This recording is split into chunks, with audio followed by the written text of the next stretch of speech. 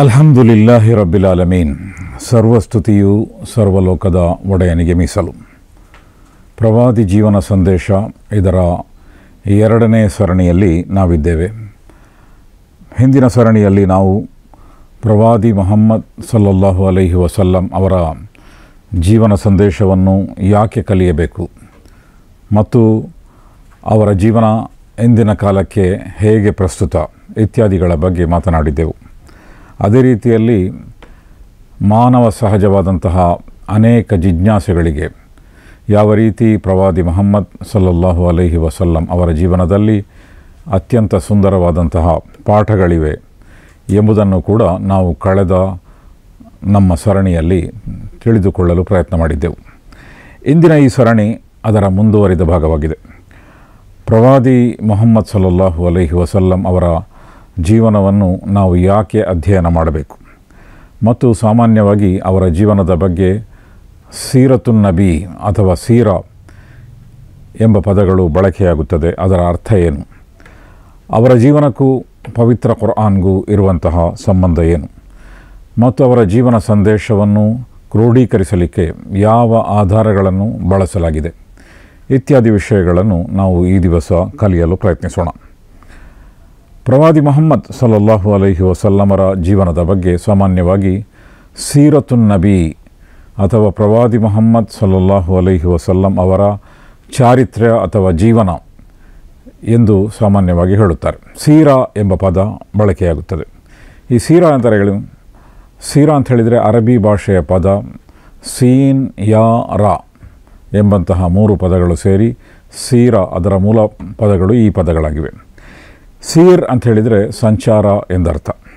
ಆದ್ದರಿಂದಲೇ ಕುರ್ಆನ್ನಲ್ಲಿ ಕುಲ್ ಸೀರು ಫಿಲ್ ಅರ್ದ್, ನೀವು ಭೂಮಿಯಲ್ಲಿ ಸಂಚರಿಸಿರಿ, ಫಂದುರು ಮತ್ತು ನೋಡಿರಿ, ಕೈಫ ಕಾನ ಆಕಿಬತುಲ್ ಮುಕದ್ದಿಬೀನ್, ಸತ್ಯ ನಿಷೇಧಿಗಳ ಅಥವಾ ಸುಳ್ಳಾಗಿಸುವವರ ಪರಿಸ್ಥಿತಿ ಏನಾಯಿತು ಎಂಬುದನ್ನು ನೀವು ನೋಡಿರಿ, ಭೂಮಿಯಲ್ಲಿ ಸಂಚಾರ ಮಾಡಿ ನೋಡಿರಿ.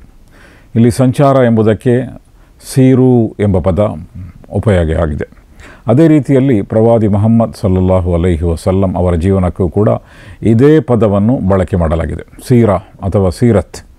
ಇದರ ಅರ್ಥ ಏನು ಅಂತ ಹೇಳಿದರೆ, ಪ್ರವಾದಿ ಮುಹಮ್ಮದ್ ಸಲ್ಲಮರ ಜೀವನವನ್ನು ಅದನ್ನು ಕಲಿಯುವುದು, ಜೀವನದ ವಿವಿಧ ಘಟನೆಗಳಲ್ಲಿ ನಾವು ಸಂಚರಿಸುವುದು. ಆ ಕಾರಣಕ್ಕಾಗಿ ಸೀರಾ ಎಂಬ ಪದ ಬಳಕೆಯಾಗಿದೆ. ಆದ್ದರಿಂದ ಸೀರತ್ ಅಂತ ಹೇಳಿದರೆ ಪ್ರವಾದಿ ಜೀವನದ ಸಂದೇಶ ಎಂಬ ಅರ್ಥದಲ್ಲೇ ಈ ಪದ ಕೂಡ ಬಳಕೆಯಾಗಿದೆ. ಇನ್ನು ಪ್ರವಾದಿ ಮುಹಮ್ಮದ್ ಸಲ್ಲಲ್ಲಾಹು ಅಲೈಹಿ ವಸಲ್ಲಂ ಅವರ ಜೀವನವನ್ನು ನೀವು ಅಧ್ಯಯನ ಮಾಡಿರಿ ಎಂದು ಪವಿತ್ರ ಕುರ್ಆನ್ ಕೂಡ ಹೇಳುತ್ತದೆ. ಆ ಕಾರಣಕ್ಕಾಗಿಯೇ ನಾವು ಪ್ರವಾದಿ ಮುಹಮ್ಮದ್ ಸಲ್ಲಮರ ಜೀವನವನ್ನು ಕಲಿಯಲು ಪ್ರಯತ್ನಿಸಬೇಕಾದಂಥ ಅಗತ್ಯ ಇದೆ. ಉದಾಹರಣೆಗೆ ಪವಿತ್ರ ಕುರ್ಆನ್ ಹೇಳುತ್ತದೆ, ಲಕದ್ ಕಾನ ಲಕುಂ ಫೀ ರಸೂಲಿಲ್ಲಾಹಿ ಉಸ್ವತುನ್ ಹಸನ, ನಿಶ್ಚಯವಾಗಿಯೂ ನಿಮಗೆ ಪ್ರವಾದಿ ಮುಹಮ್ಮದ್ ಸಲ್ಲಲ್ಲಾಹು ಅಲೈಹಿ ವಸಲ್ಲಮರ ಜೀವನದಲ್ಲಿ ಅತ್ಯುತ್ತಮವಾದ ಚಾರಿತ್ರ್ಯ ಮತ್ತು ಮಾದರಿ ಇದೆ ಎಂದು ಪವಿತ್ರ ಕುರ್ಆನ್ ಹೇಳುತ್ತದೆ. ಇನ್ನು ಪವಿತ್ರ ಕುರ್ಆನ್ನಲ್ಲಿ ಪ್ರವಾದಿ ಮುಹಮ್ಮದ್ ಸಲ್ಲಲ್ಲಾಹು ಅಲೈಹಿ ವಸಲ್ಲಮರ ಬಗ್ಗೆ ಕೆಲವಾರು ವಿವರಗಳು ಕೂಡ ಇದೆ. ಆದರೆ ಕೂಲಂಕುಷವಾದ ಅವರ ಜೀವನದ ಸಂದೇಶ ಪವಿತ್ರ ಕುರ್ಆನ್ನಲ್ಲಿಲ್ಲ. ಆದ್ದರಿಂದ ಪ್ರತ್ಯೇಕವಾಗಿ ಅದನ್ನು ಕಲಿಯಬೇಕಾಗುತ್ತದೆ. ಅವರ ಜೀವನದಲ್ಲಿ ಅತ್ಯುತ್ತಮ ಮಾದರಿ ಇದೆ ಎಂದು ಹೇಳಿದ ನಂತರ ಆ ಮಾದರಿ ಎಲ್ಲಿದೆ, ಮಾದರಿ ಇರುವುದಾದರೆ ಆ ಮಾದರಿಯನ್ನು ನಾವು ಕಲಿಯಬೇಕಾಗಿದೆ, ಅಳವಡಿಸಬೇಕಾಗಿದೆ. ಆದ್ದರಿಂದಲೂ ಪ್ರವಾದಿ ಮುಹಮ್ಮದ್ ಸಲ್ಲಲ್ಲಾಹು ಅಲೈಹಿ ವಸಲ್ಲಮರ ಜೀವನವನ್ನು ಕಲಿಯುವುದು ಬಹಳ ಮುಖ್ಯವಾಗಿದೆ. ಅದೇ ರೀತಿಯಲ್ಲಿ ಪವಿತ್ರ ಕುರ್ಆನ್ ಹೇಳುತ್ತದೆ, ಅತೀಉಲ್ಲಾಹ ವ ಅತೀಉರ್ ರಸೂಲ್, ನೀವು ಅಲ್ಲಾಹನನ್ನು ಅನುಸರಿಸಿರಿ ಮತ್ತು ಪ್ರವಾದಿ ಮುಹಮ್ಮದ್ ಸಲ್ಲಲ್ಲಾಹು ಅಲೈಹಿ ವಸಲ್ಲಂ ಅವರನ್ನು ಕೂಡ ಅನುಸರಿಸಿರಿ. ಅಲ್ಲಾಹನನ್ನು ಹೇಗೆ ಅನುಸರಿಸಬೇಕು, ಪವಿತ್ರ ಕುರ್ಆನ್ನಲ್ಲಿ ಯಾವುದೆಲ್ಲ ಬೋಧನೆಗಳು, ಯಾವುದೆಲ್ಲ ಹೇಳಿಕೆಗಳು, ಯಾವುದೆಲ್ಲ ವಿಧಿಗಳು ಇದೆ ಎಂದು ನಮಗೆ ಗೊತ್ತಾಗುತ್ತದೆ. ಆದರೆ ಪ್ರವಾದಿ ಮುಹಮ್ಮದ್ ಸಲ್ಲಲ್ಲಾಹು ಅಲೈಹಿ ವಸಲ್ಲಂ ಏನು ಹೇಳಿದ್ದಾರೆ ಮತ್ತು ಯಾವುದನ್ನು ಪಾಲಿಸಿದ್ದಾರೆ, ಯಾವುದರ ಬಗ್ಗೆ ಆದೇಶ ಕೊಟ್ಟಿದ್ದಾರೆ, ಯಾವುದರಿಂದ ತಡೆದಿದ್ದಾರೆ ಇತ್ಯಾದಿಗಳನ್ನು ತಿಳಿಯಬೇಕಾದರೆ ಅವನ ಜೀವನ ವೃತ್ತಾಂತವನ್ನು, ಜೀವನ ಸಂದೇಶವನ್ನು ತಿಳಿಯಲೇಬೇಕಾಗುತ್ತದೆ. ಆದ್ದರಿಂದ ಇದು ಕೂಡ ಪವಿತ್ರ ಕುರ್ಆನ್ನ ಆದೇಶ.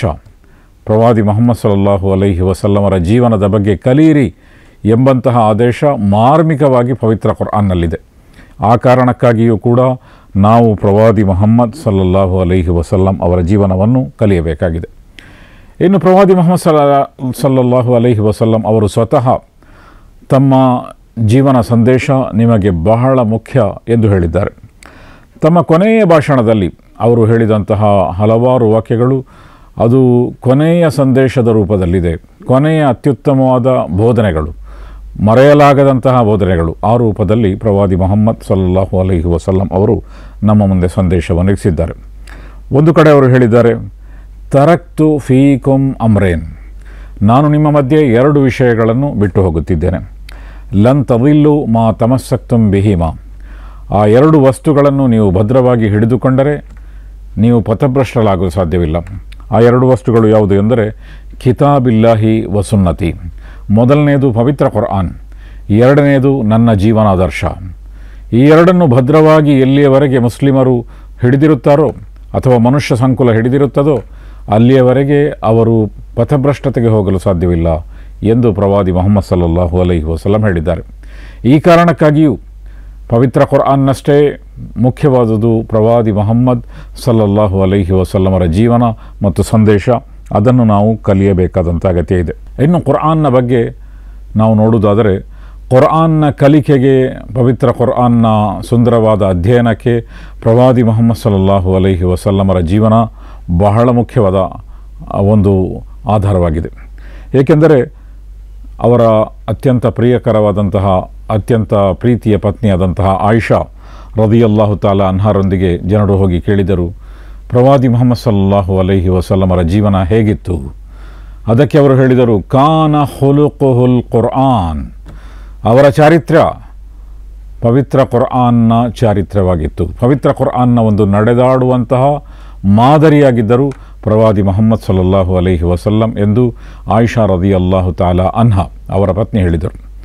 ಆಯಿಷಾ ರದಿಯಲ್ಲಾಹು ತಾಲಾ ಅನ್ಹಾರವರನ್ನು ಅವರು ತಮ್ಮ ಅತ್ಯಂತ ಹಿರಿವಯಸ್ಸಿನಲ್ಲಿ, ಅತ್ಯಂತ ಕಿರಿವಯಸ್ಸಿನ ಒಬ್ಬ ಮಹಿಳೆ ಎಂಬ ನೆಲೆಯಲ್ಲಿ ಅವರು ಮದುವೆಯಾಗಿದ್ದರು. ಅದು ಮುಸ್ಲಿಂ ಸಮುದಾಯಕ್ಕೆ ಒಂದು ಅರ್ಥದಲ್ಲಿ ಅವರು ಮಾಡಿದಂತಹ ದೊಡ್ಡ ಉಪಕಾರವಾಗಿತ್ತು. ಏಕೆಂದರೆ ಪ್ರವಾದಿ ಮುಹಮ್ಮದ್ ಸಲ್ಲಲ್ಲಾಹು ಅಲೈಹಿ ವಸಲ್ಲಮರ ನಿಧನಾನಂತರ ಹಲವಾರು ವರ್ಷಗಳ ಕಾಲ ಅವರು ಬದುಕಿದ್ದರು. ಮತ್ತು ಪ್ರವಾದಿ ಮುಹಮ್ಮದ್ ಸಲ್ಲಲ್ಲಾಹು ಅಲೈಹಿ ವಸಲ್ಲಮರ ನಂತರ ಮುಸ್ಲಿಮರ ಸಂಖ್ಯೆ ಬಹಳ ಹೆಚ್ಚಾಯಿತು. ಇಸ್ಲಾಂ ಬಹಳಷ್ಟು ಶಕ್ತಿಶಾಲಿಯಾಯಿತು. 2ನೇ ಖಲೀಫಾ ಆಗಿದ್ದಂತಹ ಉಮರ್ ರದಿಯಲ್ಲಾಹು ತಾಲಾ ಅನ್ಹುರವರ ಕಾಲದಲ್ಲಿ 2 ದೊಡ್ಡ ಮಹಾಶಕ್ತಿಗಳು, ಆಗಿನ ಕಾಲದ ಸೂಪರ್ ಪವರ್ಗಳು ಎಂದು ಕರೆಯಲ್ಪಡುವಂತಹ ಪರ್ಷಿಯನ್ ಸಾಮ್ರಾಜ್ಯ ಮತ್ತು ರೋಮನ್ ಸಾಮ್ರಾಜ್ಯ, ಅದು ಇಸ್ಲಾಮಿನ ಎದುರಿನಲ್ಲಿ ಸೋತು ಹೋಯಿತು. ಮತ್ತು ಮುಸ್ಲಿಮರು ಆ ಪ್ರದೇಶಗಳಲ್ಲಿ ತಮ್ಮದೇ ಆದಂತಹ ಆಡಳಿತ ವ್ಯವಸ್ಥೆಯನ್ನು ಸ್ಥಾಪಿಸಿದರು. ಸಾವಿರಾರು ವರ್ಷಗಳ ಹಿನ್ನೆಲೆ ಇದ್ದಂತಹ ರೋಮನ್ ಸಾಮ್ರಾಜ್ಯ ಮತ್ತು ಸಾವಿರಾರು ವರ್ಷಗಳ ಹಿನ್ನೆಲೆ ಇದ್ದಂತಹ ಪರ್ಷಿಯನ್ ಸಾಮ್ರಾಜ್ಯ, ಆ 2 ಕೂಡ ಸಂಪೂರ್ಣವಾಗಿ ನೆಲಕಚ್ಚಿತು. ಮತ್ತು ಆ ಪ್ರದೇಶಗಳಲ್ಲಿ ಮುಸ್ಲಿಮರು ತಮ್ಮ ಆಡಳಿತ ವ್ಯವಸ್ಥೆಯನ್ನು ಸ್ಥಾಪನೆ ಮಾಡಿದರು. ಆದ್ದರಿಂದ ಇಸ್ಲಾಮಿನ ಸಂಖ್ಯೆ ಎಷ್ಟು ದೊಡ್ಡದಾಗಿ ಬೆಳೆಯಿತು ಎಂಬುದನ್ನು ಇದರಿಂದ ನೀವು ಸ್ವಲ್ಪ ಅಂದಾಜಿಸಬಹುದಾಗಿದೆ. ಅಂತಹ ಸಂದರ್ಭದಲ್ಲಿ ಪ್ರವಾದಿ ಮುಹಮ್ಮದ್ ಸಲ್ಲಲ್ಲಾಹು ಅಲೈಹಿ ವಸಲ್ಲಮರ ಜೀವನವನ್ನು ಹತ್ತಿರದಿಂದ ನೋಡಿದ್ದಂತಹ, ಅವರ ಮಾರ್ಗದರ್ಶನವನ್ನು ಜನರಿಗೆ ಮುಟ್ಟಿಸಲು ಸಾಧ್ಯವಿದ್ದಂತಹ ವ್ಯಕ್ತಿಗಳ ಅವಶ್ಯಕತೆ ಇತ್ತು. ಅಂತಹ ಒಬ್ಬ ಮಹಾನ್ ಮಹಿಳೆಯಾಗಿದ್ದರು ಆಯಿಷಾ ರದಿಯಲ್ಲಾಹು ತಾಲಾ ಅನ್ಹಾ. ಇದು ಒಂದು ಕಿರಿಯ ಮಹಿಳೆಯನ್ನು ಮದುವೆಯಾಗದ ಕಾರಣದಿಂದ ಇದು ಸಾಧ್ಯವಾಯಿತು. ಇನ್ನು ಅವರ ಮದುವೆ ಇತ್ಯಾದಿ ವಿವರಗಳು ಮುಂದಿನ ಸರಣಿಗಳಲ್ಲಿ ಖಂಡಿತವಾಗಿಯೂ ಕೂಡ ನಿಮ್ಮ ಮುಂದೆ ಬರಬಹುದು. ಆ ವಿಷಯ ಇಂದು ನಮ್ಮ ಪ್ರಸ್ತಾವನೆಯಲ್ಲ, ಆದ್ದರಿಂದ ಸೂಚ್ಯವಾಗಿ ಈ ಮಾತನ್ನು ನಾನು ಹೇಳುತ್ತಿದ್ದೇನೆ ಅಷ್ಟೇ. ಇದನ್ನು ಯಾಕೆ ಹೇಳಿದ್ದೇನೆ ಅಂತ ಹೇಳಿದರೆ, ಆಯಿಷಾ ರದಿಯಲ್ಲಾಹು ತಾಲಾ ಅನ್ಹುರವರು ಪ್ರವಾದಿ ಮುಹಮ್ಮದ್ ಸಲ್ಲಲ್ಲಾಹು ಅಲೈಹಿ ವಸಲ್ಲಂ ಅವರ ಚಾರಿತ್ರ್ಯ ಅದು ಕುರ್ಆನ್ನ ಚಾರಿತ್ರ್ಯಕ್ಕೆ ಬದ್ಧವಾಗಿತ್ತು ಎಂದು ಅವರು ಹೇಳಿದರು. ಆದ್ದರಿಂದ ಕುರ್ಆನ್ ಮತ್ತು ಪ್ರವಾದಿ ಮುಹಮ್ಮದ್ ಸಲ್ಲಲ್ಲಾಹು ಅಲೈಹಿ ವಸಲ್ಲಂ ಅವರ ಜೀವನಕ್ಕೆ ಎಷ್ಟು ದೊಡ್ಡ ಸಂಬಂಧ ಇದೆ ಎಂದು ನಮಗೆ ವ್ಯಕ್ತವಾಗುತ್ತದೆ. ಈ ಕಾರಣದಿಂದ ನಾವು ಪ್ರವಾದಿ ಮುಹಮ್ಮದ್ ಸಲ್ಲಲ್ಲಾಹು ಅಲೈಹಿ ವಸಲ್ಲಮರ ಜೀವನವನ್ನು ಕಲಿಯಬೇಕಾದರೆ ಪವಿತ್ರ ಕುರ್ಆನನ್ನು ಕಲಿಯಬೇಕಾಗುತ್ತದೆ. ಅದೇ ರೀತಿಯಲ್ಲಿ ಪವಿತ್ರ ಕುರ್ಆನನ್ನು ತಿಳಿಯಬೇಕಾದರೆ ಪ್ರವಾದಿ ಮುಹಮ್ಮದ್ ಸಲ್ಲಲ್ಲಾಹು ಅಲೈಹಿ ವಸಲ್ಲಮರ ಜೀವನವನ್ನು ಅಧ್ಯಯನ ಮಾಡಬೇಕಾಗುತ್ತದೆ. ಈ 2ರ ನಡುವೆ, ಪವಿತ್ರ ಕುರ್ಆನ್ ಮತ್ತು ಪ್ರವಾದಿ ಮುಹಮ್ಮದ್ ಸಲ್ಲಲ್ಲಾಹು ಅಲೈಹಿ ವಸಲ್ಲಮರ ಜೀವನ, ಇವೆರಡರ ನಡುವೆ ಅಥವಾ ಕುರ್ಆನ್ ಮತ್ತು ಸೀರತ್, ಈ 2ರ ನಡುವೆ ಒಂದು ಅವಿನಾಭಾವವಾದಂತಹ ಸಂಬಂಧ ಇದೆ. ಎರಡನ್ನೂ ಕೂಡ ಅಧ್ಯಯನ ಮಾಡಬೇಕಾದರೆ ಪರಸ್ಪರ ನೀವು ಕುರಾನನ್ನು ಅಧ್ಯಯನ ಮಾಡಬೇಕಾದರೆ ಪ್ರವಾದಿ ಜೀವನವನ್ನು ಕಲಿಯಬೇಕು ಸಲ್ಲಲ್ಲಾಹು ಅಲೈಹಿ ವಸಲ್ಲಂ. ಅದೇ ರೀತಿಯಲ್ಲಿ ಪ್ರವಾದಿ ಮುಹಮ್ಮದ್ ಸಲ್ಲಲ್ಲಾಹು ಅಲೈಹಿ ವಸಲ್ಲಮರ ಜೀವನವನ್ನು ಕಲಿಯಬೇಕಾದರೆ ಪವಿತ್ರ ಕುರಾನನ್ನು ಕಲಿಯಬೇಕು. ಕುರಾನ್ನಲ್ಲಿಯೂ ಕೂಡ 2 ಥರದ ಸೂಕ್ತಗಳು ಮತ್ತು 2 ಥರದ ಅಧ್ಯಾಯಗಳಿವೆ. ಕೆಲವು ಅಧ್ಯಾಯಗಳನ್ನು ಮಕ್ಕಾದಲ್ಲಿ ಅವತೀರ್ಣವಾದಂತಹ ಅಧ್ಯಾಯ ಎಂದು ಕರೆಯುತ್ತಾರೆ. ಕೆಲವು ಅಧ್ಯಾಯಗಳನ್ನು ಮದೀನಾದಲ್ಲಿ ಅವತೀರ್ಣವಾದಂತಹ ಅಧ್ಯಾಯಗಳು ಎಂದು ಕರೆಯುತ್ತಾರೆ. 2ರ ದಾಟಿಯೇ ಬೇರೆ. ಮದೀನಾದಲ್ಲಿ ಅವತೀರ್ಣವಾದಂತಹ ಪವಿತ್ರ ಕುರ್ಆನ್ನ ಅಧ್ಯಾಯಗಳ ಮತ್ತು ವಾಕ್ಯಗಳ ದಾಟಿಯೇ ಬೇರೆ, ಮತ್ತು ಮಕ್ಕಾದಲ್ಲಿ ಅವತೀರ್ಣವಾದಂತಹ ಅಧ್ಯಾಯಗಳ ಮತ್ತು ವಾಕ್ಯಗಳ ಮತ್ತು ಸೂಕ್ತಗಳ ಧಾಟಿಯೇ ಬೇರೆ. ಏಕೆಂದರೆ ಭಿನ್ನವಾದಂತಹ ಪರಿಸ್ಥಿತಿ. ಮಕ್ಕಾ ಜೀವನ ಮತ್ತು ಮದೀನಾ ಜೀವನ ಎಂಬುದು ಪ್ರವಾದಿ ಮುಹಮ್ಮದ್ ಸಲ್ಲಲ್ಲಾಹು ಅಲೈಹಿ ವಸಲ್ಲಮರ ಜೀವನದ ಭಾಗ. ಮೊದಲ ಜೀವನ ಅವರ ಮಕ್ಕಾದಲ್ಲಿ ಆರಂಭವಾಗಿತ್ತು ಮತ್ತು ಅವರ ಜೀವನದ ಕೊನೆಯ ಭಾಗದಲ್ಲಿ ಅವರು ಮದೀನಾದಲ್ಲಿದ್ದರು. ಈ 2 ಜೀವನ ಅವರ ಜೀವನದ ದೊಡ್ಡ ಭಾಗಗಳಾಗಿವೆ. ಪವಿತ್ರ ಕುರ್ಆನ್ನಲ್ಲಿಯೂ ಕೂಡ ಇದಕ್ಕೆ ಅನುಗುಣವಾಗಿ ಮಕ್ಕಾದಲ್ಲಿ ಅವತೀರ್ಣವಾದಂತಹ ಸೂಕ್ತಗಳು ಮತ್ತು ಅಧ್ಯಾಯಗಳು, ಮದೀನಾದಲ್ಲಿ ಅವತೀರ್ಣವಾದಂತಹ ಸೂಕ್ತಗಳು ಮತ್ತು ಅಧ್ಯಾಯಗಳು ಎಂದು 2 ವಿಂಗಡಣೆಯನ್ನು ನಾವು ಕಾಣಬಹುದಾಗಿದೆ.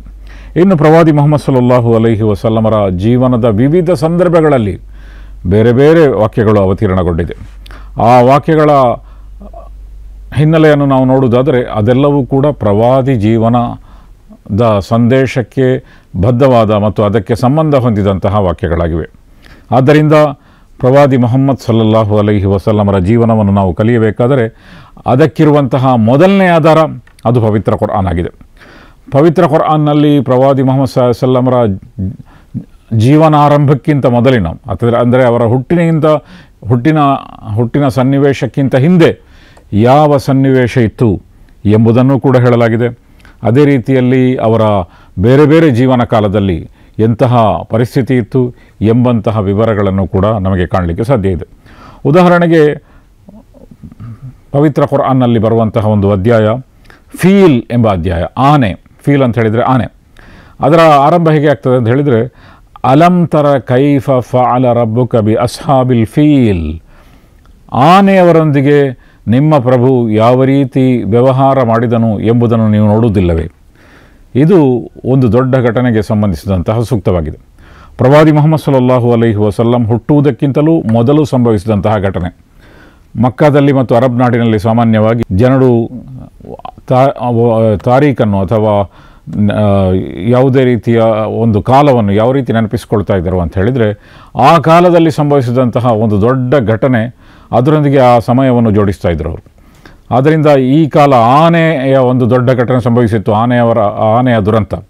ಅದನ್ನು ಆಮುಲ್ ಫೀಲ್, ಆನೆಯ ವರ್ಷ ಎಂದು ಜನರು ಕರೆಯುತ್ತಾ ಇದ್ದರು. ಆ ಘಟನೆ ಏನು ಅಂತ ಹೇಳಿದರೆ, ಅಬ್ರಹ ಎಂಬ ಯಮನ್ನ ಒಬ್ಬ ಚಕ್ರವರ್ತಿ, ಅವನು ಯಮನ್ ಮಕ್ಕಾಕ್ಕಿಂತ ಹೆಚ್ಚು ದೊಡ್ಡ ಒಂದು ಸಂದರ್ಶದ ಕೇಂದ್ರ ಆಗಬೇಕು ಮತ್ತು ಜನರು ಧಾರ್ಮಿಕ ಯಾತ್ರೆಗಾಗಿ ಹೋಗುವಂತಹ ಒಂದು ಸ್ಥಳ ಆಗಬೇಕು. ಮಕ್ಕಾಕ್ಕೆ ಹೋಗ್ತಾ ಇದ್ದರು. ಏಕೆಂದರೆ ಇಬ್ರಾಹಿಂ ಅಲೈಹಿಸ್ಸಲಾಂ ಅವರು ಪ್ರವಾದಿ ಮುಹಮ್ಮದ್ ಸಲ್ಲಲ್ಲಾಹು ಅಲೈಹಿ ವಸಲ್ಲಮರಿಗಿಂತ ಸುಮಾರು 2,500 ವರ್ಷಗಳ ಹಿಂದೆ ಹುಟ್ಟಿದಂತಹ ಪ್ರವಾದಿ ಇಬ್ರಾಹಿಂ ಅಲೈಹಿಸ್ಸಲಾಮರು ಮಕ್ಕಾದಲ್ಲಿ ಕಾಬಾದ ನಿರ್ಮಾಣ ಮಾಡಿದ್ದರು. ಅನಂತರ ಜನರು ನಿರಂತರವಾಗಿ ಅಲ್ಲಿಗೆ ಯಾತ್ರೆ ಹೋಗ್ತಾ ಇದ್ದರು. ಪ್ರವಾದಿ ಮುಹಮ್ಮದ್ ಸಲ್ಲಲ್ಲಾಹು ಅಲೈಹಿ ವಸಲ್ಲಮರು ಹುಟ್ಟುವುದಕ್ಕಿಂತ ಮೊದಲು ಹೋಗ್ತಾ ಇದ್ದರು. ಪ್ರವಾದಿ ಮುಹಮ್ಮದ್ ಸಲ್ಲಲ್ಲಾಹು ಅಲೈಹಿ ವಸಲ್ಲಂ ಹುಟ್ಟಿದ ನಂತರವೂ ಕೂಡ ಹೋಗ್ತಾ ಇದ್ದರು. ಮತ್ತು ಅವರ ಸಂದೇಶ ಬಹಳಷ್ಟು ಬದಲಾವಣೆಯಾಗಿತ್ತು. ಆದರೂ ಕೂಡ ಪ್ರವಾದಿ ಇಬ್ರಾಹಿಂ ಅಲೈಹಿಸ್ಸಲಾಮರ ಸಂದೇಶವನ್ನು ಅತ್ಯಂತ ಸರಿಯಾದ ಕರಾರುವಕ್ಕಾದ ರೀತಿಯಲ್ಲೂ ಪಾಲಿಸಲು ಪ್ರಯತ್ನಿಸುವಂತಹ ಕೆಲವು ವ್ಯಕ್ತಿಗಳು ಕೂಡ ಇದ್ದರು. ಆದರೆ ಆ ಸಂದೇಶದಿಂದ ಪಥಭ್ರಷ್ಟರಾಗಿ ಬಹಳ ದೂರ ಸರಿದ. ಆದರೂ ಪ್ರವಾದಿ ಇಬ್ರಾಹಿಂ ಅಲೈಹಿಸ್ಸಲಾತು ವಸ್ಸಲಾಮರನ್ನು ಗೌರವದಿಂದ ಕಾಣುತ್ತಾ ಇದ್ದಂತಹ ಜನರು ಕೂಡ ಇದ್ದರು. ಎಲ್ಲರೂ ಕೂಡ ಪ್ರವಾದಿ ಇಬ್ರಾಹಿಂ ಅಲೈಹಿಸ್ಸಲಾತು ವಸ್ಸಲಾಮರನ್ನು ಬಹಳ ಗೌರವದಿಂದ ಕಾಣ್ತಾ ಇದ್ದರು. ಆದರೆ ಆ ಸಂದೇಶ ಮಾತ್ರ, ಅವರ ಏಕದೇವತ್ವದ ನಿಷ್ಠುರವಾದ ಏಕದೇವತ್ವದ ಸಂದೇಶ ಮಾತ್ರ ಬಹಳ ಜನರಿಂದ ಮಾಸಿ ಹೋಗಿತ್ತು. ಅಂತಹ ಸಂದರ್ಭದಲ್ಲಿ ಪ್ರವಾದಿ ಮುಹಮ್ಮದ್ ಸಲ್ಲಲ್ಲಾಹು ಅಲೈಹಿ ವಸಲ್ಲಂ ಅವರು ಹುಟ್ಟಿದ್ದರು ಮತ್ತು ಅನಂತರ ಅವರು ಪ್ರವಾದಿ ಆದರು ಮತ್ತು ಅದೇ ಏಕದೇವತ್ವದ ಸಂದೇಶವನ್ನು ಅವರು ಪುನಃಸ್ಥಾಪನೆ ಮಾಡಿದರು. ಒಟ್ಟಿನಲ್ಲಿ ಅವರು ಹುಟ್ಟುವುದಕ್ಕಿಂತ ಮೊದಲು ಅದೇ ಕಾಲದಲ್ಲಿ ಆ ಘಟನೆ ಸಂಭವಿಸಿತ್ತು. ಯಮನ್ನ ಒಬ್ಬ ರಾಜ ಅಬ್ರಹ ತನ್ನ ಆನೆಗಳ ಸೈನ್ಯದೊಂದಿಗೆ ಕಾಬಾ ಭವನವನ್ನು ಕೊನೆಗೊಳಿಸಲಿಕ್ಕಾಗಿ, ಅದನ್ನು ಕೆಳಗೆ ಬೀಳಿಸಲಿಕ್ಕಾಗಿ ಬಂದಿದ್ದನು. ಆದರೆ ಆ ಸೈನ್ಯವನ್ನು ಎದುರಿಸುವಂತಹ ಯಾವುದೇ ರೀತಿಯ ಸೇನಾ ಸಿದ್ಧತೆ ಮಕ್ಕದಲ್ಲಿ ಇರಲಿಲ್ಲ. ಆಗ ಪ್ರವಾದಿ ಮುಹಮ್ಮದರ ತಾತ ಅವರು ಅಲ್ಲಾಹನೊಡನೆ ಪ್ರಾರ್ಥಿಸಿದರು, ಓ ಅಲ್ಲಾಹನೇ, ಈ ಕಾಬಾವನ್ನು ನಿನಗೆ ಸೇರಿದ್ದು, ಆದ್ದರಿಂದ ಇದರ ಸಂರಕ್ಷಣೆ ಮಾಡಲಿಕ್ಕೆ ನಮಗೆ ಸಾಧ್ಯ ಇಲ್ಲ. ಒಂದು ದೊಡ್ಡ ಸೇನೆ ಬರ್ತಾ ಇದೆ, ಅದರ ಸಂರಕ್ಷಣೆ ನೀನೇ ಮಾಡಬೇಕು ಎಂಬ ಪ್ರಾರ್ಥನೆಯನ್ನು ಮಾಡಿದ್ದರು.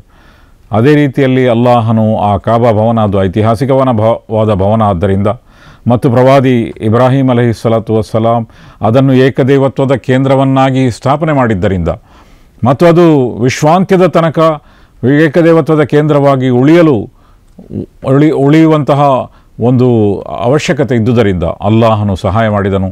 ಅಲ್ಲಾಹನು ಅಬಾಬೀಲ್ ಎಂಬಂತಹ ಪಕ್ಷಿಗಳನ್ನು ಕಳುಹಿಸಿದನು. ಆ ಪಕ್ಷಿಗಳು ತಮ್ಮ ಕೊಕ್ಕುಗಳಲ್ಲಿ ಮತ್ತು ಕಾಲುಗಳಲ್ಲಿ ಒಂದು ರೀತಿಯ ಸಣ್ಣ ಕಲ್ಲುಗಳನ್ನು ತಂದವು ಮತ್ತು ಅವು ಆ ಸೇನೆಯ ಮೇಲೆ ಎಸೆದವು.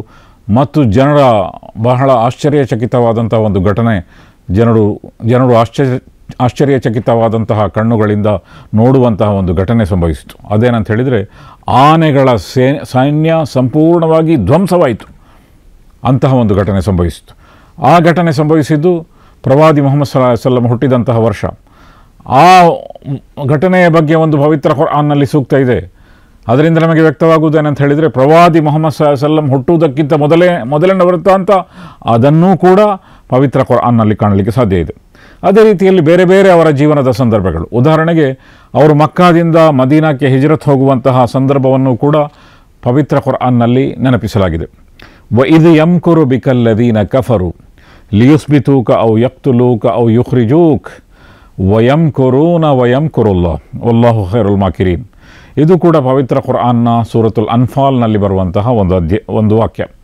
ಇದರಲ್ಲಿ ಏನು ಹೇಳಲಾಗಿದೆ ಅಂತ ಹೇಳಿದರೆ, ಸತ್ಯ ನಿಷೇಧಿಗಳು ನಿಮ್ಮನ್ನು ಕೊಂದು ಬಿಡುವ ಅಥವಾ ನಿಮ್ಮನ್ನು ಬಂಧನದಲ್ಲಿಡಿಸುವ ಅಥವಾ ನಿಮ್ಮನ್ನು ಈ ಊರಿನಿಂದ ಹೊರಗೆ ಹಾಕುವಂತಹ ಒಂದು ಯೋಜನೆ ಹೂಡುತ್ತಿದ್ದಂತಹ ಸಂದರ್ಭವನ್ನು ನೀವು ನೆನಪಿಸಿರಿ. ಆಗ ಅವರೂ ಕೂಡ ಯೋಜನೆ ಹೂಡುತ್ತಿದ್ದರು, ಅಲ್ಲಾಹನೂ ಕೂಡ ಯೋಜನೆ ಹೂಡುತ್ತಿದ್ದನು, ಮತ್ತು ಅಲ್ಲಾಹನು ಅತ್ಯುತ್ತಮ ಯೋಜನೆ ಹೂಡುವವನಾಗಿದ್ದಾನೆ. ಇದು ಪವಿತ್ರ ಕುರ್ಆನ್ನ ಸೂಕ್ತ. ಇದು ಯಾವ ಸಂದರ್ಭಕ್ಕೆ ಅನ್ವಯಿಸಿದ್ದು ಅಂತ ಹೇಳಿದರೆ, ಮಕ್ಕಾ ಜೀವನದ ಪ್ರವಾದಿ ಮುಹಮ್ಮದ್ ಸಲ್ಲಲ್ಲಾಹು ಅಲೈಹಿ ವಸಲ್ಲಮರ ಮಕ್ಕಾ ಜೀವನದ ಕೊನೆಯ ಘಟ್ಟದಲ್ಲಿ ಅವರನ್ನು ವಧಿಸುವಂತಹ ತೀರ್ಮಾನ ಜನರು ಮಾಡಿದ್ದರು. ಅಂತಹ ಸಂದರ್ಭದಲ್ಲಿ ಬೇರೆ ಬೇರೆ ವಿಷಯಗಳ ಬಗ್ಗೆ ಚರ್ಚೆ ಆಗಿತ್ತು. ಅವರನ್ನು ಬಂಧಿಸುವುದು ಅಥವಾ ಅವರನ್ನು ಕೊಂದು ಬಿಡುವುದು ಅಥವಾ ಅವರನ್ನು ಊರಿನಿಂದ ಹೊರಹಾಕುವುದು, ಈ ಮೂರು ವಿಷಯಗಳ ಬಗ್ಗೆ ಚರ್ಚೆ ಆಗಿತ್ತು. ಅದರ ಬಗ್ಗೆ ಅಲ್ಲಾಹನು ಅವರಿಗೆ ವಿವರಣೆ ನೀಡಿ ನೀವು ಏನು ಮಾಡಬೇಕು, ನೀವು ಹಿಜ್ರತ್ ಮಾಡಿರಿ. ಹಿಜ್ರತ್ ಅಂತ ಹೇಳಿದರೆ ಮಕ್ಕಾದಿಂದ ಮದೀನಾಕ್ಕೆ ಹೋಗಿರಿ ಎಂಬ ಆದೇಶವನ್ನು ಅಲ್ಲಾಹನು ಕೊಟ್ಟನು. ಇದು ಪ್ರವಾದಿ ಮುಹಮ್ಮದ್ ಸಲ್ಲಲ್ಲಾಹು ಅಲೈಹಿ ವಸಲ್ಲಮರ ಜೀವನದಲ್ಲಿ ಸಂಭವಿಸಿದಂಥ ಒಂದು ಘಟನೆ. ಆಗ ಅವರ ವಿರೋಧಿಗಳು ಅವರ ವಿರುದ್ಧ ಒಂದು ತೀರ್ಮಾನವನ್ನು ಮಾಡಿದ್ದರು, ಒಂದು ಸಭೆಯನ್ನು ಏರ್ಪಡಿಸಿದ್ದರು. ಅದರ ಬಗ್ಗೆ ಪವಿತ್ರ ಕುರ್ಆನ್ ಪ್ರವಾದಿ ಮುಹಮ್ಮದ್ ಸಲ್ಲಲ್ಲಾಹು ಅಲೈಹಿ ವಸಲ್ಲಮರಿಗೆ ಮತ್ತು ಆ ಮೂಲಕ ಜನರಿಗೆ ತಿಳಿ ಹೇಳುತ್ತದೆ.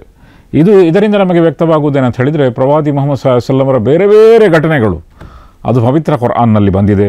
ಆದ್ದರಿಂದ ಪವಿತ್ರ ಕುರ್ಆನ್ ಎಂಬುದು ಪ್ರವಾದಿ ಮುಹಮ್ಮದ್ ಸಲ್ಲಲ್ಲಾಹು ಅಲೈಹಿ ವಸಲ್ಲಮರ ಜೀವನಕ್ಕೆ ಮತ್ತು ಜೀವನದ ಅಧ್ಯಯನವನ್ನು ಮಾಡಲಿಕ್ಕೆ ಇರುವಂತಹ ಮೊದಲನೇ ಆಧಾರವಾಗಿದೆ. ಮತ್ತು ಎರಡನೇ ಆಧಾರ, ಕುರ್ಆನ್ ಹೇಳುವಂತೆ ಲಖದ್ ಕಾನ ಲಕುಂ ಫೀ ರಸೂಲಿಲ್ಲಾಹಿ ಉಸ್ವತುನ್ ಹಸನ, ಪ್ರವಾದಿ ಮುಹಮ್ಮದ್ ಸಲ್ಲಲ್ಲಾಹು ಅಲೈಹಿ ವಸಲ್ಲಮರ ಜೀವನದಲ್ಲಿ ನಿಮಗೆ ಅತ್ಯುತ್ತಮವಾದ ಮಾದರಿ ಇದೆ ಎಂದು ಕುರ್ಆನ್ ಹೇಳುತ್ತದೆ. ಆದ್ದರಿಂದ ಅವರ ಜೀವನವನ್ನು ತಿಳಿಯಲಿಕ್ಕೆ ಇರುವಂತಹ ಇನ್ನೊಂದು ಆಧಾರ ಯಾವುದು ಅಂತ ಹೇಳಿದರೆ, ಅವರ ಹೇಳಿಕೆಗಳು, ಅವರ ನಾಡಿನುಡಿ, ಅವರ ಆದರ್ಶ ಇತ್ಯಾದಿಗಳನ್ನು ನಾವು ತಿಳಿದುಕೊಳ್ಳಬೇಕಾದಂಥ ಅಗತ್ಯ ಇದೆ. ಪ್ರವಾದಿ ಮುಹಮ್ಮದ್ ಸಲ್ಲಲ್ಲಾಹು ಅಲೈಹಿ ವಸಲ್ಲಂ ಇನ್ನೊಂದು ಅವರ ಜೀವನವನ್ನು ಕಲಿಯಲಿಕ್ಕಿರುವಂತಹ ಇನ್ನೊಂದು ದೊಡ್ಡ ಕಾರಣ ಏನು ಅಂತ ಹೇಳಿದರೆ, ಅವರೊಬ್ಬ ಅತ್ಯುತ್ತಮ ಮಾನವ ಮಾದರಿಯಾಗಿದ್ದರು. ಈ ಕಾಲದಲ್ಲಿಯೂ ನೀವು ನೋಡುತ್ತೀರಿ, ಕೆಲವು ಜನರು ತಮ್ಮನ್ನು ಗುರುಗಳು ಎಂದು ಕರೆಯುವಂತಹ ಕೆಲವು ಗುರುಗಳನ್ನು ಜನರು ಗುರುದೇವ್ ಎಂದು ಕರೆಯುತ್ತಾರೆ. ಗುರು ಅಂತ ಮಾತ್ರ ಕರೆಯುವುದಿಲ್ಲ, ದೇವರು ಎಂಬ ಪದವನ್ನು ಕೂಡ ಅದರೊಂದಿಗೆ ಸೇರಿಸಿಬಿಡ್ತಾರೆ. ಮತ್ತು ಕೆಲವರು ತಾವು ದೇವಾಂಶ ಸಂಭೂತರು ಎನ್ನುವಂತೆ ಜನರಿಗೆ ಹೇಳುತ್ತಾರೆ. ನಾವು ದೇವತ್ವದ ಭಾಗ ನಮ್ಮಲ್ಲಿದೆ. ಜನರು ಕೂಡ ಅನೇಕ ಮಹಾನ್ ವ್ಯಕ್ತಿಗಳನ್ನು ದೇವರಂತೆ ಗುರುತಿಸುತ್ತಾರೆ, ದೇವರಂತೆ ಅವರೊಂದಿಗೆ ವರ್ತಿಸುತ್ತಾರೆ, ಅವರ ಮುಂದೆ ಸಾಷ್ಟಾಂಗವೆರಗುತ್ತಾರೆ. ಆದರೆ ಪ್ರವಾದಿ ಮುಹಮ್ಮದ್ ಸಲ್ಲಲ್ಲಾಹು ಅಲೈಹಿ ವಸಲ್ಲಮರ ಜೀವನದಲ್ಲಿ ಅವರ ಅನುಯಾಯಿಗಳು ಅವರಿಗೆ ಮನಸೋತಿದ್ದರು, ಅವರಿಗಾಗಿ ಏನು ಮಾಡಲಿಕ್ಕೂ ಸಿದ್ಧರಿದ್ದರು, ಅವರಿಗಾಗಿ ತಮ್ಮ ಜೀವನವನ್ನೇ ಮುಡಿಪಾಗಿ ಇರಿಸಿದ್ದರು, ತಮ್ಮ ಜೀವ ಕೊಡಲಿಕ್ಕೂ ಕೂಡ ಸಿದ್ಧರಿದ್ದರು. ಅಂತಹ ಅನುಯಾಯಿಗಳು ಪ್ರವಾದಿ ಮುಹಮ್ಮದ್ ಸಲ್ಲಲ್ಲಾಹು ಅಲೈಹಿ ವಸಲ್ಲಮರ ಜೀವನದಲ್ಲಿ ಅವರಿಗಿದ್ದರು. ಆದರೆ ಪ್ರವಾದಿ ಮುಹಮ್ಮದ್ ಸಲ್ಲಲ್ಲಾಹು ಅಲೈಹಿ ವಸಲ್ಲಮರು ಅವರೆಲ್ಲರಿಗೂ ಕೂಡ ಹೇಳಿದರು, ನಾನು ದೇವರಲ್ಲ. ಕುರಾನ್ನಲ್ಲಿಯೂ ಕೂಡ ವಾಕ್ಯ ಇದೆ, ಕುಲ್ ಅನ ಬಶರುಂ ಮಿಸ್ಲುಕುಂ ಯೂಹಾ ಇಲಯ್ಯ. ಹೇಳಿರಿ ಓ ಪ್ರವಾದಿ ಮುಹಮ್ಮದ್ ಸಲ್ಲಲ್ಲಾಹು ಅಲೈಹಿ ವಸಲ್ಲಮರೇ, ನಾನು ನಿಮ್ಮಂತಹ ಒಬ್ಬ ಮನುಷ್ಯ. ನನಗೂ ನಿಮಗೂ ಇರುವಂತಹ ವ್ಯತ್ಯಾಸ ಏನು ಎಂದರೆ, ನನ್ನ ಮೇಲೆ ಪವಿತ್ರ ಕುರ್ಆನ್ನ ವಾಣಿ ಅವತೀರ್ಣಗೊಳ್ಳುತ್ತದೆ, ದಿವ್ಯವಾಣಿ ಅವತೀರ್ಣಗೊಳ್ಳುತ್ತದೆ. ಆದ್ದರಿಂದ ನಾನು ಪ್ರವಾದಿ. ನಾನು ಯಾವ ವಾಕ್ಯಗಳನ್ನು ಕುರ್ಆನ್ನ ವಾಕ್ಯ ಎಂದು ಹೇಳುತ್ತೇನೋ ಅದು ನನ್ನ ವಾಕ್ಯಗಳಲ್ಲ, ದಿವ್ಯ ಪ್ರೇರಣೆಯಿಂದ ನನಗೆ ತಿಳಿಸಲಾಗುವಂತಹ ವಾಕ್ಯಗಳು. ಆದ್ದರಿಂದ ಅದು ಮಾತ್ರ ನನಗೂ ನಿಮಗೂ ಇರುವಂತಹ ವ್ಯತ್ಯಾಸ. ಅದನ್ನು ಬಿಟ್ಟರೆ ನಾನೊಬ್ಬ ಮಾನವ ಮಾತ್ರ ಎಂದೇ ಅವರು ಹೇಳುತ್ತಿದ್ದರು. ಮತ್ತು ಅದರ ಸುಂದರವಾದ ಮಾದರಿಯನ್ನು ಅವರು ತೋರಿಸುತ್ತಿದ್ದರು ಕೂಡ. ಒಮ್ಮೆ ಎಲ್ಲರೊಂದಿಗೆ ಅವರು ಯಾತ್ರೆಗೆ ಹೊರಟಾಗ ಒಂದು ಕಡೆ ಬೀಡು ಬಿಟ್ಟರು ಎಲ್ಲರೂ ಕೂಡ. ಆಗ ಬೇರೆ ಬೇರೆ ಜನರಿಗೆ ಬೇರೆ ಬೇರೆ ಕೆಲಸಗಳನ್ನು ಹಂಚಲಾಯಿತು. ಪ್ರವಾದಿ ಮುಹಮ್ಮದ್ ಸಲ್ಲಲ್ಲಾಹು ಅಲೈಹಿ ವಸಲ್ಲಮರು ನಾನು ಗುರು ಅಥವಾ ನಾನು ಆಧ್ಯಾತ್ಮಿಕವಾದಂತಹ ಒಬ್ಬ ನಾಯಕ, ಆದ್ದರಿಂದ ನಾನು ಸುಮ್ಮನೆ ಕೂರುತ್ತೇನೆ, ನೀವೆಲ್ಲ ಕೆಲಸ ಮಾಡಲಿ ಅಂತ ಹೇಳಲಿಲ್ಲ. ಬದಲಾಗಿ ಹೇಳಿದರು, ನಾನೂ ಕೂಡ ಯಾವುದಾದ್ರೂ ಒಂದು ಕೆಲಸ ಮಾಡ್ತೇನೆ. ಜನರು ಹೇಳಿದರು, ಓ ಪ್ರವಾದಿ ಮುಹಮ್ಮದ್ ಸಲ್ಲಲ್ಲಾಹು ಅಲೈಹಿ ವಸಲ್ಲಮರೇ, ನೀವು ಯಾವ ಕೆಲಸವನ್ನು ಬೇಕಾದರೂ ಆಯ್ಕೆ ಮಾಡಿಕೊಳ್ಳಿ. ಆಗ ಅವರು ತನಗೆ ಆಯ್ಕೆ ಮಾಡಿದಂತಹ ಕೆಲಸ ಯಾವುದು ಅಂತ ಹೇಳಿದರೆ, ಕಟ್ಟಿಗೆ ತರುವಂತಹ ಕೆಲಸ. ಅಲ್ಲಿ ಒಲೆ ಒರಿಸಬೇಕಲ್ಲ, ಒಲೆ ಒರಿಸಬೇಕಾದ್ರೆ ಕಟ್ಟಿಗೆ ತರಬೇಕು. ಯಾಕಂತ ಹೇಳಿದರೆ ಒಂದು ಕಡೆ ಜನರು ಬೀಡು ಬಿಟ್ಟಿದ್ದಾರೆ, ಅಲ್ಲಿ ಬೆಂಕಿಯ ಅವಶ್ಯಕತೆ ಕೂಡ ಇದೆ, ಆಹಾರದ ಅವಶ್ಯಕತೆ ಕೂಡ ಇದೆ. ಆದ್ದರಿಂದ ಯಾರಾದರೂ ಹೋಗಿ ಕಟ್ಟಿಗೆ ತರಬೇಕು. ಆದ್ದರಿಂದ ಕಟ್ಟಿಗೆ ಸಂಗ್ರಹ ಮಾಡುವಂತಹ ಕೆಲಸವನ್ನು ಅವರು ತಮ್ಮ ಪಾಲಿಗೆ ನೆಚ್ಚಿಕೊಂಡರು. ಇದರ ಉದ್ದೇಶ ಏನು? ಇದರ ಉದ್ದೇಶ ಜನರಿಗೆ ತಿಳಿಸುವುದು, ನಾನು ನಿಮ್ಮಂತೆ ಒಬ್ಬ ವ್ಯಕ್ತಿ, ಸಾಮಾನ್ಯ ವ್ಯಕ್ತಿ, ಸಾಮಾನ್ಯರಲ್ಲಿ ಸಾಮಾನ್ಯ ವ್ಯಕ್ತಿ, ಆದರೆ ನಾನೊಬ್ಬ ಪ್ರವಾದಿ ಎಂಬುದನ್ನು ಜನರಿಗೆ ಅವರು ತಿಳಿಸಿ ಹೇಳಿದರು. ಅವರೆಂದೂ ತಮ್ಮ ಒಂದು ಭಾವಚಿತ್ರವನ್ನು ಇಡಲು ಬಿಡಲಿಲ್ಲ. ಅವರ ಭಾವಚಿತ್ರ ಎಲ್ಲಿಯೂ ಕೂಡ ಇಲ್ಲ. ಮಾತ್ರ ಅಲ್ಲ, ಭಾವಚಿತ್ರವನ್ನು ಯಾರಾದರೂ ಬಿಡಿಸಿದರೆ ಅದು ನನಗೆ ಖಂಡಿತವಾಗಿಯೂ ಕೂಡ ಅತ್ಯಂತ ಸ್ವೀಕಾರಾರ್ಹವಲ್ಲ ಎಂಬುದನ್ನು ಅವರು ಹೇಳಿದರು. ಆದ್ದರಿಂದಲೇ ಬಹಳ ಸೂಕ್ಷ್ಮವಾಗಿ ಈ ಬೋಧನೆಗಳನ್ನು ಇಂದಿಗೂ ಕೂಡ ಅನುಸರಿಸಲಾಗುತ್ತಿದೆ. ಪ್ರವಾದಿ ಮುಹಮ್ಮದರ ಚಿತ್ರ ಬಿಡಿಸುವಂತಹ ಒಂದು ಕೆಲಸವನ್ನು ಯಾರೂ ಮಾಡಿಲ್ಲ, ಮತ್ತು ಆ ಕೆಲಸದಕ್ಕೆ ಯಾರು ಹೋಗುವುದೂ ಕೂಡ ಇಲ್ಲ. ಯಾಕೆಂತ ಹೇಳಿದರೆ ಅದು ಬಹಳ ಸೂಕ್ಷ್ಮ ವಿಚಾರ. ಅವರ ಅನುಯಾಯಿಗಳು ಮುಸ್ಲಿಮರು ಅದನ್ನು ಸಹಿಸುವುದಿಲ್ಲ. ಏಕೆಂದರೆ ಪ್ರವಾದಿ ಮುಹಮ್ಮದ್ ಸಲ್ಲಲ್ಲಾಹು ಅಲೈಹಿ ವಸಲ್ಲಂ ಯಾವುದಾದರೂ ಕಾರಣಕ್ಕೆ ಅವರನ್ನು ದೇವರನ್ನಾಗಿಸಿ ಬಿಡುವುದು ಅವರಿಗೆ ಇಷ್ಟ ಇರಲಿಲ್ಲ. ಆದ್ದರಿಂದ ಅಷ್ಟು ಸೂಕ್ಷ್ಮವಾಗಿ ಅವರು ಅದನ್ನು ಪಾಲಿಸಿದರು. ತನ್ನನ್ನು ಒಂದು ಮಾನವ ಎಂದು ಅವರು ಹೇಳಿದರು. ಅದೇ ರೀತಿಯಲ್ಲಿ ಅವರು ಬದುಕುವಾಗಲೂ ಕೂಡ ಒಬ್ಬ ಸಾಮಾನ್ಯ ಮನುಷ್ಯರಂತೆ ಬದುಕಿದರು. ಎಲ್ಲ ಮನುಷ್ಯರಲ್ಲಿ ಯಾವೆಲ್ಲ ಅವಶ್ಯಕತೆಗಳಿದೆಯೋ ಮತ್ತು ಯಾವೆಲ್ಲ ವಿಷಯಗಳನ್ನು ಒಬ್ಬ ಮನುಷ್ಯನಲ್ಲಿ ಕಾಣಲಿಕ್ಕೆ ಸಾಧ್ಯ ಇದೆಯೋ ಅದೆಲ್ಲವನ್ನೂ ಪ್ರವಾದಿ ಮುಹಮ್ಮದ್ ಸಲ್ಲಲ್ಲಾಹು ಅಲೈಹಿ ವಸಲ್ಲಮರ ಜೀವನದಲ್ಲಿ ಕಾಣಬಹುದಾಗಿತ್ತು. ಅವರು ಮದುವೆಯಾದರು, ಅವರಿಗೆ ಮಕ್ಕಳಿತ್ತು, ಅವರಿಗೆ ಮನೆ ಇತ್ತು, ಅವರು ಸಂಸಾರ ಮಾಡಿದರು, ಅವರಿಗೆ ಸ್ನೇಹಿತರಿದ್ದರು, ಅವರಿಗೆ ಕುಟುಂಬ ಇತ್ತು. ಆದ್ದರಿಂದ ಒಬ್ಬ ಮನುಷ್ಯನಿಗೆ ಏನೆಲ್ಲ ಇರ್ತದೋ ಎಲ್ಲವೂ ಕೂಡ ಅವರಿಗೆ ಇತ್ತು. ಅದರ ಜೊತೆಗೆ ಒಬ್ಬ ಮನುಷ್ಯ ಸಹಜವಾದಂತಹ ಮನುಷ್ಯ, ಆದರೆ ಒಬ್ಬ ಮನುಷ್ಯನೆಂಬ ನೆಲೆಯಲ್ಲಿ ಎಂತಹ ಔನ್ನತ್ಯಕ್ಕೆ, ಎಂತಹ ಉನ್ನತಿಗೆ ಒಬ್ಬ ಏರಬಹುದು ಎಂಬುದನ್ನು ಅವರು ತೋರಿಸಿಕೊಟ್ಟರು. ಈ ಕಾರಣಕ್ಕಾಗಿಯೂ ಕೂಡ ಪ್ರವಾದಿ ಮುಹಮ್ಮದ್ ಸಲ್ಲಲ್ಲಾಹು ಅಲೈಹಿ ವಸಲ್ಲಮರ ಜೀವನ ನಮಗೆ ಬಹಳ ಮುಖ್ಯವಾದ್ದಾಗಿದೆ. ಯಾಕೆಂತ ಹೇಳಿದರೆ ಅತ್ಯುತ್ತಮವಾದ ಮಾನವ ಮಾದರಿ. ನಮಗೆ ದೇವರನ್ನು ಅನುಸರಿಸಲಿಕ್ಕೆ ಸಾಧ್ಯ ಇಲ್ಲ. ನಾವು ಅನುಸರಿಸಬೇಕಾದ್ದು ಬೇಕಾಗಿರುವುದು ಮತ್ತು ಅನುಸರಿಸಲು ಸಾಧ್ಯವಿರುವುದು ನಮ್ಮಂತಹ ಒಬ್ಬ ಮನುಷ್ಯನ ಜೀವನವನ್ನು ಮಾತ್ರ. ಹಾಗೆ ಪ್ರವಾದಿ ಮುಹಮ್ಮದ್ ಸಲ್ಲಲ್ಲಾಹು ಅಲೈಹಿ ವಸಲ್ಲಂ ಅಂತಹ ಜೀವನವನ್ನು ನಮ್ಮ ಮುಂದಿಟ್ಟರು. ಅದೇ ರೀತಿಯಲ್ಲಿ ಅವರ ಮೂಲಕ, ಅವರ ತರಬೇತಿಯ ಮೂಲಕ ಅತ್ಯುತ್ತಮ ಮನುಷ್ಯರು ಬೆಳೆದು ಬಂದರು. ನಾನು ನಮ್ಮ ಕಳೆದ ಸೀರಿಯಲ್ನಲ್ಲಿಯೂ ಕೂಡ ಹೇಳಿದ್ದೆ ಅಂತ ಭಾವಿಸ್ತೇನೆ. ನಾನು ಅವರ ಬಗ್ಗೆ ಅಲ್ಲಾಮಾ ಇಕ್ಬಾಲ್ ಅವರು ಹೇಳಿದಂತಹ ಮಾತು, ವೋ ದಾನಾಯೆ ಸುಬುಲ್ ಖತ್ಮುರ್ ರಸುಲ್ ಮೌಲಾಯೆ ಕುಲ್ ಜಿಸ್ನೆ ಗುಬಾರೆ ರಾಹಕು ಬಕ್ಷಾ ಫುರೋಗೆ ವಾದಿಯೆ ಸೀನಾ. ಆ ಮಹಾ ಮಾರ್ಗದರ್ಶಿ, ಅಂತಿಮ ಪ್ರವಾದಿ ಮತ್ತು ಮಹಾನಾಯಕ ಮಾಡಿದಂತಹ ದೊಡ್ಡ ಸಾಧನೆ ಏನಂತ ಹೇಳಿದರೆ, ರಸ್ತೆಯ ಧೂಳಿಗೆ ಸೀನಾಯಿ ಪರ್ವತದ ಎತ್ತರ ದಯಪಾಲಿಸಿದರು ಅಂತ ಹೇಳಿದರೆ, ಸಾಮಾನ್ಯ ಮನುಷ್ಯರನ್ನು ಅವರು ದೊಡ್ಡ ಮಹಾನ್ ಮನುಷ್ಯರನ್ನಾಗಿ ಮಾಡಿದರು. ಅವರ ಅನುಯಾಯಿಗಳ ಪೈಕಿ ಎಂತೆಂತಹ ಮನುಷ್ಯರಿದ್ದರು. ಖಲೀಫಾ ಉಮರ್ ಇದ್ದರು, ಅತ್ಯುತ್ತಮ ಆಡಳಿತ ನಡೆಸಿದರು. ಗಾಂಧೀಜಿಯವರು ಭಾರತ ಸ್ವತಂತ್ರ ಆದ ನಂತರ ನಮ್ಮ ಆಡಳಿತ ಖಲೀಫಾ ಉಮರ್ರಂತಹ ಆಡಳಿತ ಆಗಿರಬೇಕು ಎಂದು ಹೇಳಿದರು. ಮತ್ತು ಖಲೀಫಾ ಉಮರ್ ಹೇಗಿದ್ದರು ಅಂತ ಹೇಳಿದರೆ, ಯೂಪ್ರೆಟಿಸ್ ನದಿ ದಡದಲ್ಲಿ ಒಂದು ನಾಯಿ ಹಸಿವೆಯಿಂದ ಸತ್ತರೆ ಅದಕ್ಕೆ ನಾನು ಹೊಣೆಗಾರ. ಅಂತಹ ಕೇವಲ ಮನುಷ್ಯರ ಸಮಸ್ಯೆಗಳನ್ನು ಮಾತ್ರ ಅಲ್ಲ, ಪ್ರಾಣಿಗಳ, ಪಕ್ಷಿಗಳ, ನಿಸರ್ಗದ ಸಮಸ್ಯೆಯ ಬಗ್ಗೆಯೂ ಕೂಡ ಅವರು ಸ್ಪಂದಿಸಿದರು.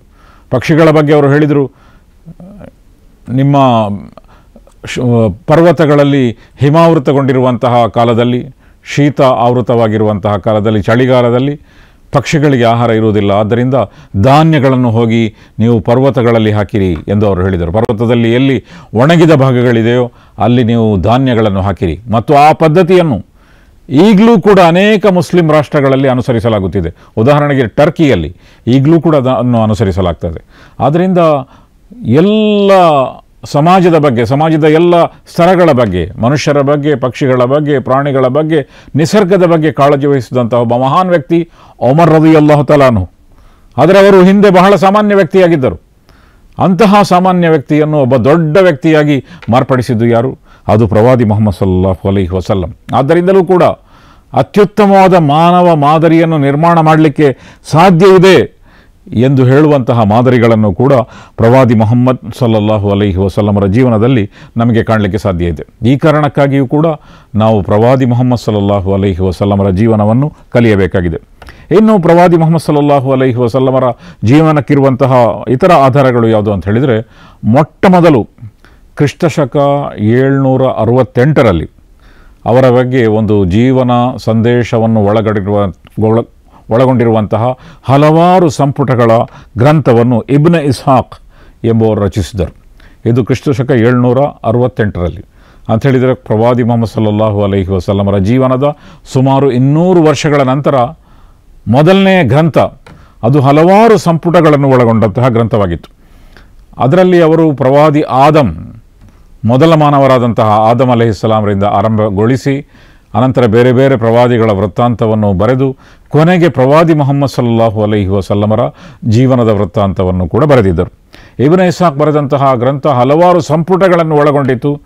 ಆದ್ದರಿಂದ ಅದನ್ನು ಕೆಲವರು ಸಂಕ್ಷಿಪ್ತಗೊಳಿಸಲಿಕ್ಕೆ ಪ್ರಯತ್ನ ಮಾಡಿದರು. ಆ ಪ್ರಯತ್ನದಲ್ಲಿ ಅತ್ಯಂತ ಯಶಸ್ವಿ ಪ್ರಯತ್ನವನ್ನು ಮಾಡಿದವರು ಯಾರು ಅಂತ ಹೇಳಿದರೆ ಇಬ್ನ್ ಹಿಶಾಮ್ ಎಂಬಂತಹ ವ್ಯಕ್ತಿ. ಅವರು ಆದಮ್ ಅಲೈಹಿಸ್ಸಲಾಮರ ಅಂತ ಹೇಳಿದರೆ ಮೊದಲ ಮಾನವನ ಚರಿತ್ರೆಯಿಂದ ಹಿಡಿದು ಆರಂಭಗೊಂಡಂತಹ ಆ ಎಲ್ಲ ವಿವರಗಳನ್ನು ತೆಗೆದು ಕೇವಲ ಪ್ರವಾದಿ ಮುಹಮ್ಮದ್ ಸಲ್ಲಲ್ಲಾಹು ಅಲೈಹಿ ವಸಲ್ಲಂ ಅವರ ಜೀವನ ವೃತ್ತಾಂತ, ಅವರ ಹುಟ್ಟು, ಅದರ ಹಿಂದಿನ ಕಾಲ, ಆ ಕಾಲದಲ್ಲಿದ್ದಂತಹ ಸಮಾಜ, ಅನಂತರ ಅವರು ಹೇಗೆ ಬದುಕಿದರು ಮತ್ತು ಅವರ ನಿಧನದ ಅವಸ್ಥೆ ಹೇಗಿತ್ತು, ನಿಧನ ನಂತರ ಏನಾಯಿತು, ಹೀಗೆ ಪ್ರವಾದಿ ಮುಹಮ್ಮದ್ ಸಲ್ಲಲ್ಲಾಹು ಅಲೈಹಿ ವಸಲ್ಲಮರ ಜೀವನಕ್ಕೆ ಮಾತ್ರ ಸೀಮಿತವಾಗಿದ್ದಂತಹ ವಿವರಗಳನ್ನು ಅವರು ಬರೆಯಲು ಪ್ರಯತ್ನ ಮಾಡಿದರು. ಇದು ಕೂಡ ಪ್ರವಾದಿ ಮುಹಮ್ಮದ್ ಸಲ್ಲಲ್ಲಾಹು ಅಲೈಹಿ ವಸಲ್ಲಮರ ಜೀವನಕ್ಕೆ ಇರುವಂತಹ ಇನ್ನೊಂದು ಆಧಾರವಾಗಿದೆ. ಮತ್ತೊಂದು ಆಧಾರ ಯಾವುದು ಅಂತ ಹೇಳಿದರೆ ಶಮಾಯಿಲುನ್ ನಬಿ. ಶಮಾಯಿಲುನ್ ನಬಿ ಅಂತ ಹೇಳಿದರೆ ಇಮಾಮ್ ತಿರ್ಮಜಿ ಎಂಬುವರು ಶಮಾಯಿಲ್ ಮೊಹಮ್ಮದೀಯ ಎಂಬ ಗ್ರಂಥವನ್ನು ಬರೆದರು. ಶಮಾಯಿಲ್ ಅಂತ ಹೇಳಿದರೆ ಆಂತರಿಕ ಮತ್ತು ಬಾಹ್ಯ ಲಕ್ಷಣಗಳು. ಪ್ರವಾದಿ ಮುಹಮ್ಮದ್ ಸಲ್ಲಲ್ಲಾಹು ಅಲೈಹಿ ವಸಲ್ಲಮರು ಅವರ ವ್ಯಕ್ತಿತ್ವ ಹೇಗಿತ್ತು, ಅವರ ಒಳ ವ್ಯಕ್ತಿತ್ವ ಹೇಗಿತ್ತು, ಅವರ ಜೀವನದ ಅವರ ಚಿಂತನೆಗಳು ಹೇಗಿತ್ತು ಮತ್ತು ಅವರ ಬಾಹ್ಯ ವ್ಯಕ್ತಿತ್ವ ಹೇಗಿತ್ತು, ಈ ಎರಡನ್ನೂ ಕೂಡ ಗುರುತಿಸುವಂತಹ ಲಕ್ಷಣಗಳು. ಶಮಾಯಿಲ್ ಅಂತ ಹೇಳಿದರೆ ಇಂತಹ ಲಕ್ಷಣಗಳು, ಆಂತರಿಕ ಮತ್ತು ಬಾಹ್ಯ ಲಕ್ಷಣಗಳು. ಅದರ ಬಗ್ಗೆ ಇಮಾಮ್ ತಿರ್ಮಜಿ ಅವರು ಶಮಾಯಿಲ್ ಮೊಹಮ್ಮದೀಯ ಎಂಬ ಗ್ರಂಥವನ್ನು ಬರೆದರು. ಇತರ ಅನೇಕರು ಕೂಡ ಶಮಾಯಿಲುನ್ ನಬಿ ಎಂಬಂತಹ ವಿವರಗಳನ್ನು ಬರೆದರು. ಇದು ಕೂಡ ಪ್ರವಾದಿ ಮುಹಮ್ಮದ್ ಸಲ್ಲಲ್ಲಾಹು ಅಲೈಹಿ ವಸಲ್ಲಮರ ಜೀವನವನ್ನು ತಿಳಿಯಲಿಕ್ಕೆ ಒಂದು ಆಧಾರವಾಗಿದೆ. ಅದೇ ರೀತಿ ದಲಾಯಲ್ ಅಂತ ಹೇಳಿದರೆ ಆಧಾರ ಸ್ತಂಭಗಳು. ದಲಾಯಲ್ ಎಂಬ ಪದ, ದಲಾಯಲ್ ಅಂತ ಹೇಳಿದರೆ ಆಧಾರಗಳು. ಆದರೆ ಸಾಮಾನ್ಯವಾಗಿ ದಲಾಯಲ್ನಲ್ಲಿ ಪ್ರವಾದಿ ಮುಹಮ್ಮದ್ ಸಲ್ಲಲ್ಲಾಹು ಅಲೈಹಿ ವಸಲ್ಲಂ ತೋರಿದಂತಹ ಪವಾಡಗಳು, ಅವರು ಹೇಳಿದಂತಹ ಭವಿಷ್ಯ ನುಡಿಗಳು, ಅವರ ಚಾರಿತ್ರ್ಯ, ಅವರ ಬಗ್ಗೆ ಪೂರ್ವ ಗ್ರಂಥಗಳಲ್ಲಿ, ಮೋಸೆಸ್ರ ಗ್ರಂಥಗಳಲ್ಲಿ, ಜೀಸಸ್ ಕ್ರೈಸ್ಟ್ ಈಸಾ ಅಲೈಹಿಸ್ಸಲಾಮರ ಗ್ರಂಥಗಳಲ್ಲಿ, ಅವರ ಹೇಳಿಕೆಗಳಲ್ಲಿ ಪ್ರವಾದಿ ಮುಹಮ್ಮದ್ ಸಲ್ಲಲ್ಲಾಹು ಅಲೈಹಿ ವಸಲ್ಲಂ ಅವರ ಬಗ್ಗೆ ಬರೆದಂತಹ ಅನೇಕ ವಿಷಯಗಳಿತ್ತು. ಆದ್ದರಿಂದ ಅದು ಕೂಡ, ಅದರ ಬಗ್ಗೆಯೂ ಕೂಡ ಹಲವಾರು ಜನ ಪುಸ್ತಕ ಬರೆದಿದ್ದಾರೆ. ಉದಾಹರಣೆಗೆ ಇಮಾಮ್ ಬೈಹಕಿ ಅವರು ದಲಾಯಿಲುನ್ ನಬುವ್ವ ಅಥವಾ ಪ್ರವಾದಿತ್ವದ ಆಧಾರಗಳು ಎಂಬ ಪುಸ್ತಕವನ್ನು ಇಮಾಮ್ ಬೈಹಕಿ ಎಂಬುವರು ಬರೆದಿದ್ದಾರೆ. ಇದು ಕೂಡ ಪ್ರವಾದಿ ಮುಹಮ್ಮದ್ ಸಲ್ಲಲ್ಲಾಹು ಅಲೈಹಿ ವಸಲ್ಲಮರ ಜೀವನವನ್ನು ಕಲಿಯಲಿಕ್ಕೆ ಒಂದು ಆಧಾರವಾಗಿದೆ. ಇನ್ನು ತಮಗೆಲ್ಲರಿಗೂ ಗೊತ್ತಿರುವಂತೆ ಅನೇಕ ದೊಡ್ಡ ಇಮಾಮ್ಗಳು ಬಂದರು. ಇಮಾಮ್ಗಳು ಅಂತ ಹೇಳಿದರೆ ದೊಡ್ಡ ವಿದ್ವಾಂಸರು. ಅದರಲ್ಲಿ ಇಮಾಮ್ ಮಾಲಿಕಿ, ಇಮಾಮ್ ಶಾಫಿ, ಇಮಾಮ್ ಹಂಬಲಿ, ಇಮಾಮ್ ಹನಫಿ, ಇವರೆಲ್ಲರೂ ಕೂಡ ದೊಡ್ಡ 4 ವಿದ್ವಾಂಸರು. ಅವರು ದೊಡ್ಡ ಇಮಾಮ್ಗಳು ಎಂದವರನ್ನು ಕರೆಯುತ್ತಾರೆ. ಇತರ ಅನೇಕರು ಕೂಡ ಇದ್ದಾರೆ. ಅದರಲ್ಲಿ ಇಮಾಮ್ ಮಾಲಿಕ್ ಅವರು ಮುಅತ್ತಾ ಎಂಬ ಮೊದಲ ಹದೀಸ್ ಗ್ರಂಥವನ್ನು ಬರೆದರು. ಹದೀಸ್ ಅಂತ ಹೇಳಿದ್ರೇನು?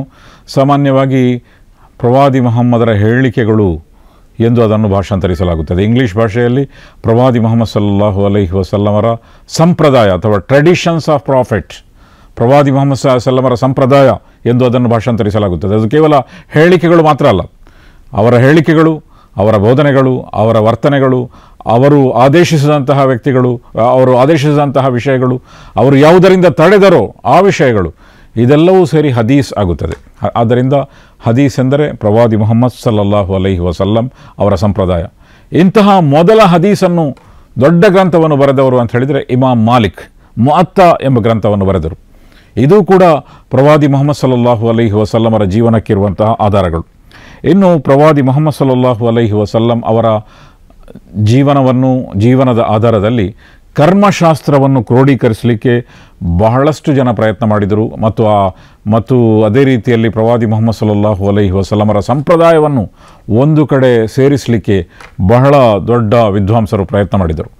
ಅವರು ದೊಡ್ಡ ಹದೀಸ್ ಗ್ರಂಥಗಳನ್ನು ಬರೆದಂತಹ ವಿದ್ವಾಂಸರು ಎಂದು ಅವರನ್ನು ಕರೆಯುತ್ತಾರೆ. ಅದರಲ್ಲಿ 6 ವಿದ್ವಾಂಸರು ಬಹಳ ದೊಡ್ಡವರು. ಬುಖಾರಿ, ಮುಸ್ಲಿಂ, ತಿರ್ಮಿದಿ, ಇಬ್ನ್ ಮಾಜಾ, ಅಬೂ ದಾವೂದ್ ಮತ್ತು ನಸಾಯಿ ಎಂಬಂತಹ 6 ವಿದ್ವಾಂಸರು ಅವರು ಬರೆದಂತಹ ಹದೀಸ್ ಗ್ರಂಥಗಳು ಈಗಲೂ ಕೂಡ ಬಹಳ ದೊಡ್ಡ ಹದೀಸ್ ಗ್ರಂಥಗಳಾಗಿವೆ.